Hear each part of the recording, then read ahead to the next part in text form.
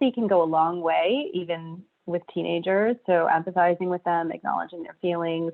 Whenever you can give them a degree of control or autonomy to exert over, their own life, that's going to be really welcome, especially right now when so many things are unpredictable and uncertain and out of their control. So to whatever extent you can do that, I think that, research would show that would really help their coping. Yeah, absolutely.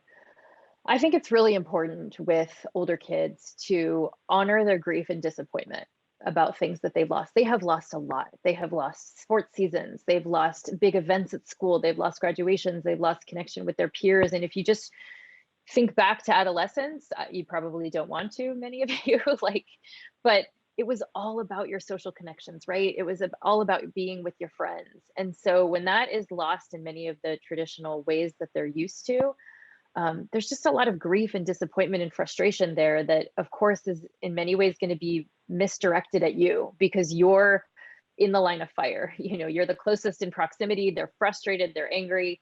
This is what they're saying. How do I listen through it to get to what is really going on here? And some of that is our own kind of emotion regulation, is like taking a step back because we're both really emotionally charged, or you just came and lashed out at me.